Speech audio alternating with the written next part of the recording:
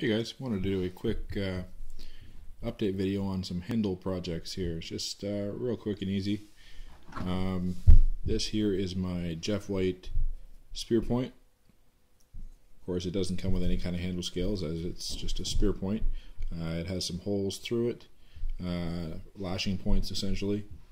I just went ahead and paracord wrapped it. Some 550 cord on there. And I literally just wrapped around and around after running it through and ran it along at the bottom.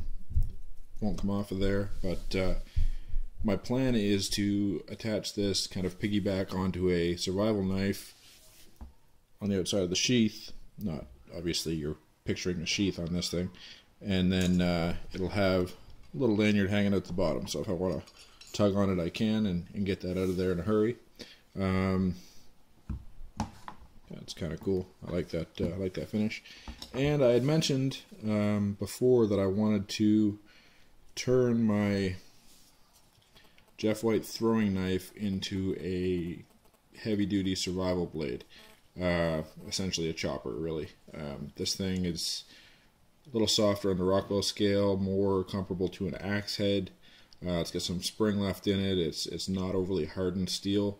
So it doesn't chip out, but it will, you can roll the edge, but it's fairly easy to get it back.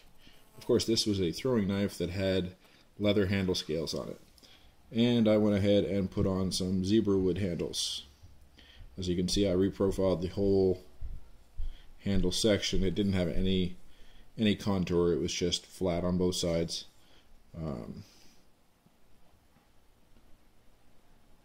Yeah, this is extremely hard wood. Burns as soon as you try to hit it with any kind of power sander.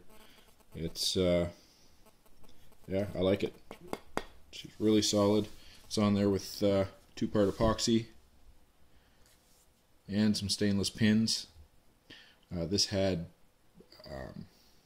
copper rivets in it holding the handle scales on. So I just matched the holes to 1/8" stainless pins.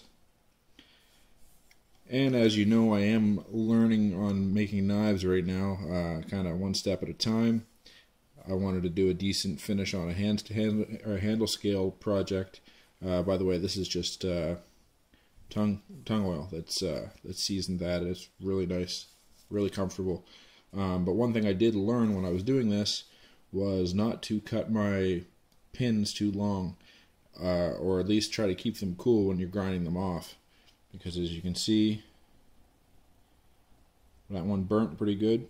I had that red hot when I was burning it, and it just expanded into the wood, the heat from the pin. It's kind of a cool look, but it wasn't what I intended. I wanted everything like that. So, lesson learned.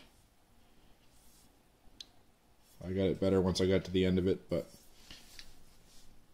anyway, it kind of adds character. I didn't want this to be a nice pristine handle on an old beastly looking knife. I think it's appropriate the way it is there now. And yeah, really kind of cool. So all stages in learning how to make a knife as far as I'm concerned. Making handle scales, contouring them, making sure they're symmetrical, all that kind of stuff. And just a fun little project.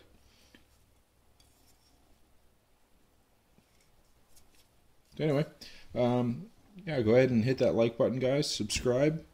Keep in touch and keep checking back on the channel. I'm going to have some more cool videos, some nice blade making ventures and projects coming in soon.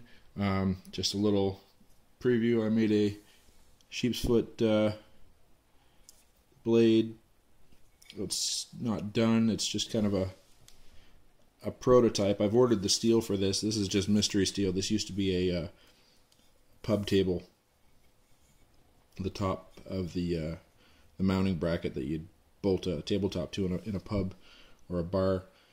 So it's just mystery steel. I had no intentions on tempering it or doing anything with heat treat, just or even sharpening it. I mean, it's sharper than a butter knife, but I still haven't wet sanded, haven't removed machining marks or anything. I just kind of put my grind in, and I just wanted a bit of a proof of concept, just to see how it would feel.